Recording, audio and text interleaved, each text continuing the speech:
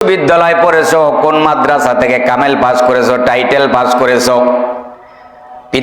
এই পৃথিবীতে আপনার আমার নবী শিক্ষা করার জন্য পৃথিবীতে নবীরা আসেন নাই, শিক্ষা দেওয়ার জন্য নবীরা পৃথিবীতে আগমন করেছেন। ইন্নামা বুইস্তু মুআল্লিমান, আমি শিক্ষক হিসাবে আমি প্রেরিত আল্লাহর রাসূল। সুবহানাল্লাহ।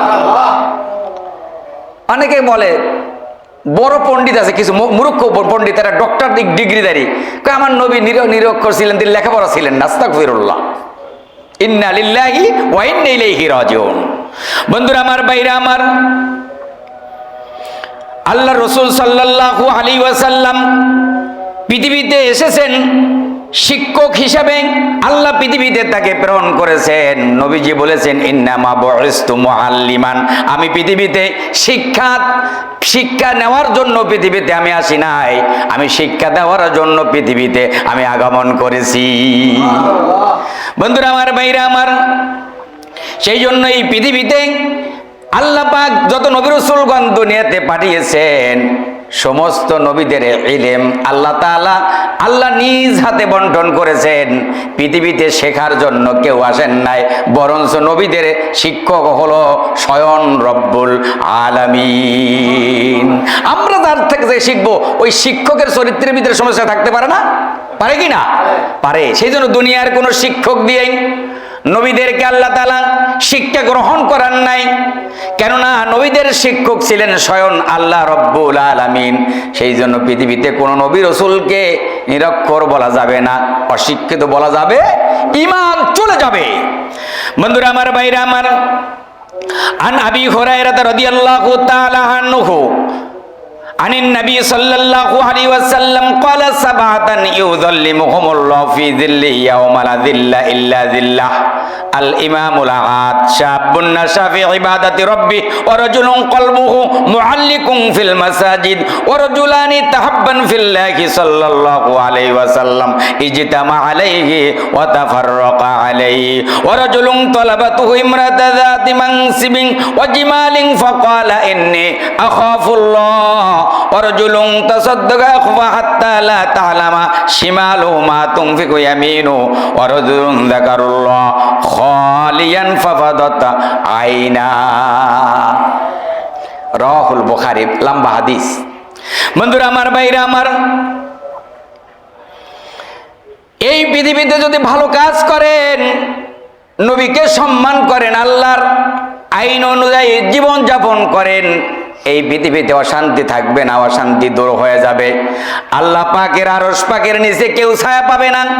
প্রধানমন্ত্রীর জন্য কোনো ছায়া থাকবে না, প্রেসিডেন্টের জন্য থাকবে না, কোনো বাহিনীর প্রধানের জন্য থাকবে না। কিন্তু মুমিনদের জন্য আরশ পাকের নিচে 7 শ্রেণীর মুমিনদের জন্য আল্লাহর আরশ পাকের নিচে সেদিন ছায়া পাবে।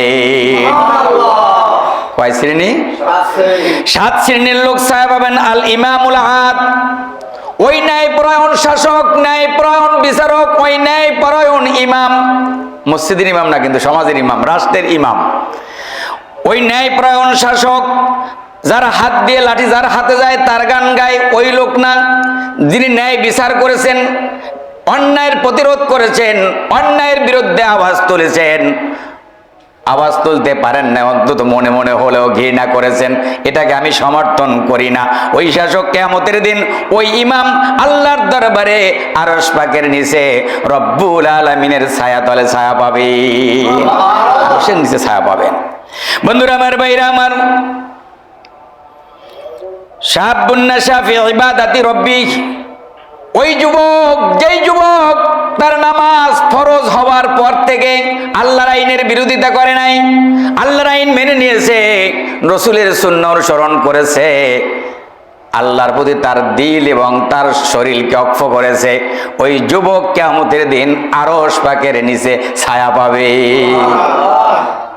বয়স্কদের কথা বলা হয় না, যুবকের কথা বলা হয়েছে। বন্ধুরা আমার, ভাইরা আমার, ওয়ারাজুলুন কলবুহু মুআল্লিকুন ফিল মাসাজিদ, ওই ব্যক্তি, যেই ব্যক্তির কলবটা মসজিদের সাথে ঝুলে থাকবে। সুবহানাল্লাহ।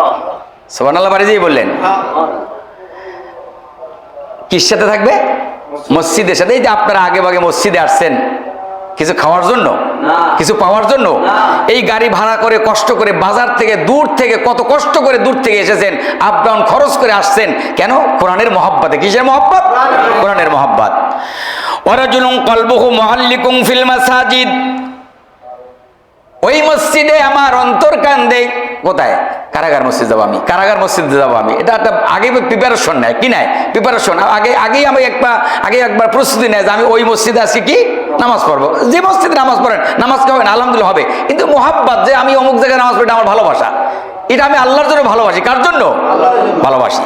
বন্ধুরা আমার, বাইরে আমার, ওয়ারাজুলুন কলবুহু মুআল্লিকুম ফিল মাসাজিদ, যার অন্তর ঝুলে থাকবে মসজিদের সাথে, অন্তর মিশে থাকবে, আল্লাহর ঘরের সাথে সম্পর্ক রাখা। এটা কি চারটিখানি বিষয়?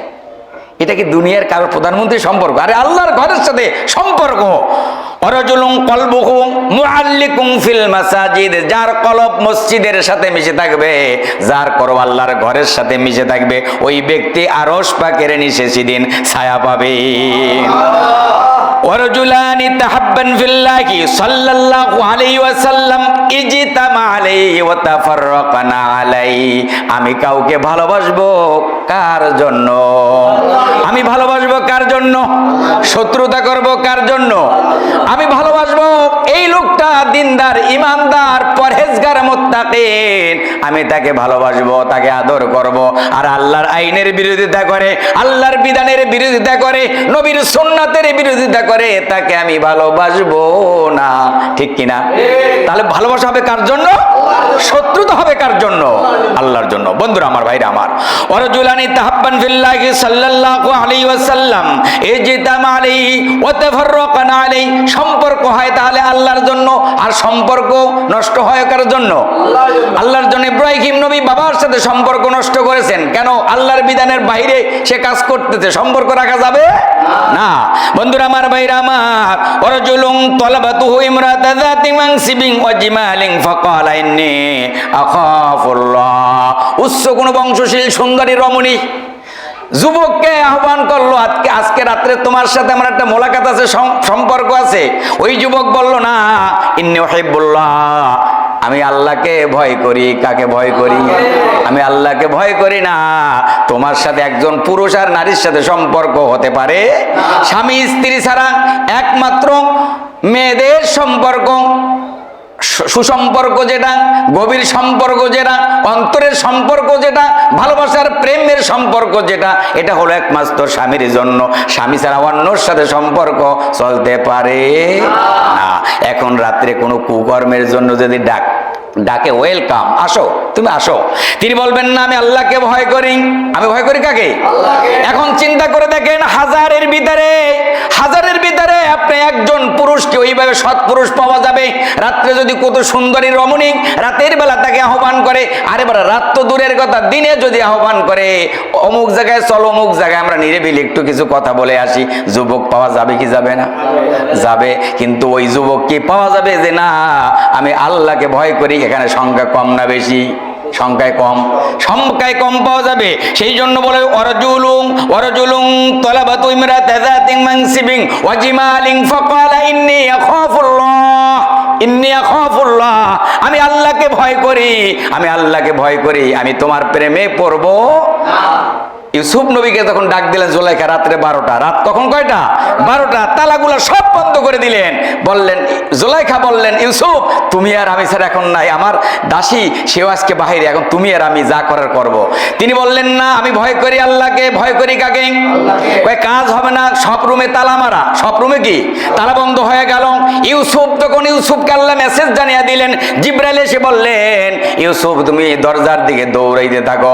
ইউসুফ বললেন, দরজায় প্রত্যেকটা দরজায় ডাবল তালা, ওয়ালা হাইতা লাকা মাআযাল্লাহ, তালা আছে বড় বড়। বললে, মাআযাল্লাহ, তুমি আল্লাহর স্মরণ করে, আল্লাহর স্মরণ করে তিনি যখন দরজার দিকে দৌড় দিলেন, প্রত্যেকটা দরজা খুলে দিলেন কে? সেই আল্লাহ আছে না নাই? ইন্নী আখাফুল্লাহ, ভয় করতে হবে আল্লাহকে। ওয়ারাজুলুন তাসাদ্দাকা আখফা হাত্তা লা তা'লামা শিমালু মা তুনফিকু ইয়ামিনু, আপনি কাউকে দান করলেন, এটা কি ছোট ইবাদত না বড় ইবাদত? বিশাল বড় ইবাদত, মানুষকে খাওয়াইলেন, মানুষকে দান করলেন। এই দান কিয়ামতের দিন আপনার আরশ পাকের নিচে ছায়া পাওয়ার এক মহা সুবর্ণ সুযোগ। আপনি কাউকে দান করলেন, ডান হাতে দান করলেন, বাম হাত জানে না, সুবহানাল্লাহ। আপনি দান করলেন সন্তুষ্ট কার জন্য? আল্লাহর জন্য দান করলেন। আমি দান করেছি বললে মনে করলেন আমি যাকে ভালোবাসি এই লোকটা আসলে কত কষ্টে চলে, অথবা মুখ থেকে বলতে পারে না। আপনি দান করলেন, আপনার দানের ওই টাকাটা পেয়ে একটা মুস্কি হাসি দিলেন। ওই হাসিটা কিন্তু দুনিয়ার জমিনে ক্ষান্ত রয় নাই, দুনিয়ার জমিনে সীমাবদ্ধ রয় নাই, আল্লাহর আরশ পাকে ওই হাসিটা পৌঁছে গিয়েছে।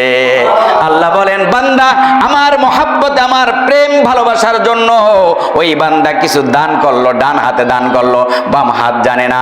আমার আল্লাহ ঘোষণা করে দেয়, ফেরেশতারা রে তোরা সাক্ষী থাক, এই দানের বিনিময় আমার বান্দা কিয়ামতের দিন আরশ পাকের নিচে আমি আল্লাহ ছায়া দান করে দিব। ওয়ারাজুলুন যাকারুল্লাহ খালিয়ান ফাফাদাত আইনা। আর রাত যখন গভীর হয়ে যায়, তখন রাতের বেলা একা একা কান্দে সেজদা দিয়ে আল্লাহকে কান্দে, আল্লাহ আমি গুনাহগার, আমার মতো গুনাহগার আকাশের নিচে জমিনের উপরে নাই রে আল্লাহ, আপনি আমাকে আল্লাহ ক্ষমা করে দেন। আমার আল্লাহ বলে, বান্দা, আমার বান্দা যখন বলে আল্লাহ আপনি আমাকে ক্ষমা করে দেন, আমার আল্লাহ বলে, বান্দা তুই কান্দিস না, তোর জীবনের সব গুণ আমি আল্লাহ পাক মাফ করে দিলাম। তাহলে 7 শ্রেণীর লোক, কয় শ্রেণী? 7 শ্রেণীর লোক। এক কথায় বুঝবেন যে আল্লাহ ব্যতীত কোনো ছায়া থাকবে না। আর 7 শ্রেণীর লোক আল্লাহর আরশ পাকের নিচে ছায়া পাবে, সুবহানাল্লাহ। 7 শ্রেণীর লোক, সে ধনী হোক, সে গরিব হোক, সে যাই হোক, 7 শ্রেণীর লোক। সর্বশেষে বলা হলো যে ব্যক্তি রাতের অন্ধকারে আল্লাহর সন্তুষ্টির জন্য কাঁদে, আল্লাহ তাআলা কিয়ামতের দিন তাকে আরশ পাকের নিচে আল্লাহ পাক ছায়া দান করবেন, সুবহানাল্লাহ। যে ব্যক্তি দান করে, ডান হাতে দান করে, বাম হাতটা জানে না, আল্লাহর সন্তুষ্টির জন্য দান করে, ওই দানের ফজিলতে আল্লাহ তাআলা কিয়ামতের দিন তাকে আরশ পাকের নিচে আল্লাহ ছায়া দান করবেন। ওই যুবকের জন্য আল্লাহ তাআলা ছায়া দান করবেন, যেই যুবক যাকে যদি কোনো উচ্চ বংশ সুন্দরী রমণী তাকে আহ্বান করে, তিনি বলবেন আখাফুল্লাহ, আমি আল্লাহকে ভয় করি, ওই ব্যক্তিকে আরশ পাকের নিচে আল্লাহ ছায়া দান করবেন। ওই ব্যক্তিকে আল্লাহ ছায়া দান করবেন। যে ব্যক্তি আল্লাহর সন্তুষ্টির জন্য কাউকে ভালোবাসবেন আর আল্লাহর সন্তুষ্টির জন্য কাউর সাথে সম্পর্ক ছিন্ন করবেন, ওই ব্যক্তিকে আল্লাহ কিয়ামতের দিন আরশ পাকের নিচে আল্লাহ ছায়া দান করবেন। ওই ব্যক্তিকে আল্লাহ ভালোবাসবেন, যে ব্যক্তির অন্তর মসজিদের সাথে ঝুলে থাকবে, ওই ব্যক্তি আরশ পাকের নিচে ছায়া পাবে। ওই ব্যক্তিকে আল্লাহ ভালোবাসবেন, যেই ব্যক্তি যেই দিন থেকে তার নামাজ ফরজ হয়েছে, ওই দিন থেকে আল্লাহর ইবাদত করেছে, ওই ব্যক্তি আরশ পাকের নিচে তিনি ছায়া পাবেন। ওই ইমাম, দেশের নেতৃত্ব, সে শীর্ষস্থান নেতৃত্ব, জাতীয় পর্যায়ে যারা যে যেখানে বসে আছে, তার দ্বারা যখন ভালো কাজ হবে, ওই ব্যক্তি কিয়ামতের দিন আল্লাহর আরশ পাকের নিচে তিনি ছায়া পাবেন, সুবহানাল্লাহ। সেজন্য সর্বপ্রথম হাদিসে বলেছে আল ইমামুল আদ, আল ইমামুল আদ। ওই ইমাম কিন্তু মসজিদের ইমাম না। আমাদের যেমন আমাদের এই কারা অভ্যন্তরে আমাদের ইমাম, আমাদের জেলা স্যার, সুপারজিতুল আইয়াম জেলা স্যার, উনি আমাদের ইমাম। আমি আমার অনুপস্থিতিতে সে নামাজ পড়ব, রাষ্ট্রীয় যদি ইসলামী হুকুমত থাকে, স্যার ইমামতি করবে, তার ইমামতিতে নামাজ হবে, আমরা পিছনে থাকবো, আমরা মুক্তাদি। তাহলে এটা হলো ইমাম। আল ইমামুল আদ, ইমাম হলো নেতা। ইমাম মানে কি? নেতা। ইমাম হলো নেতা। তাহলে ওই ইমাম, রাষ্ট্রের ইমাম, প্রধানমন্ত্রী বলেন, প্রেসিডেন্ট বলেন, সচিবালয় বলেন, মন্ত্রী পরিষদ বলেন, যাই বলেন, সেনা নৌ বিমান যা বলেন, সবাই হলো ইমাম। সবাই কি?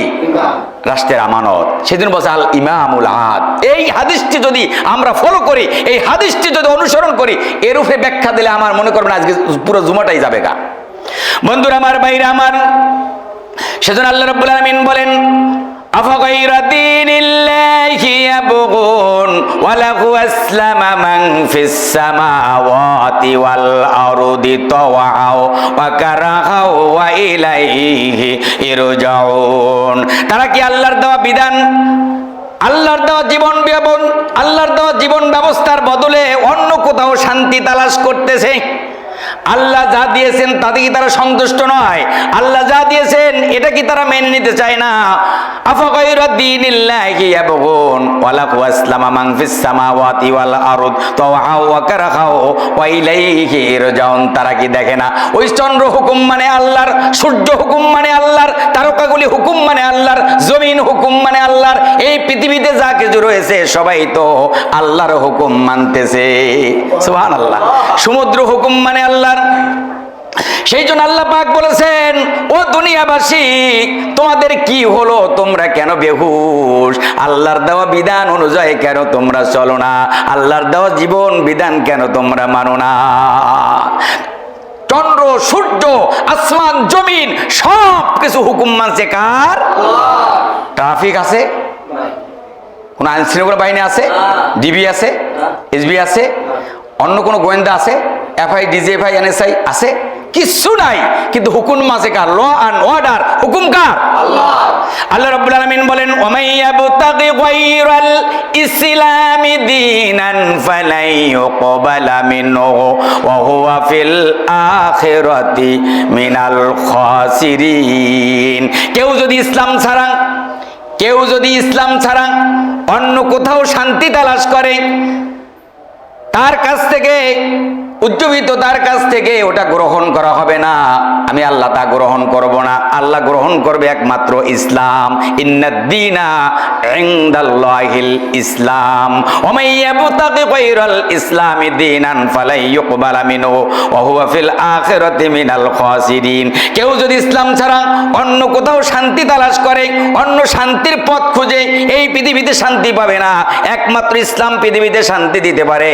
ওই কথাগুলি যদি মেনে নেয়, কেন তোমরা মানতেছো না? ওই পাখিগুলি হুকুম মানে আল্লাহর, জমিন হুকুম মানে আল্লাহর, এই সৃষ্টি জগতে যা কিছু দেখতেছো সব কিছুই তো কেবলমাত্র আল্লাহর হুকুম পালন করতেছে। কার হুকুম? আল্লাহর হুকুম।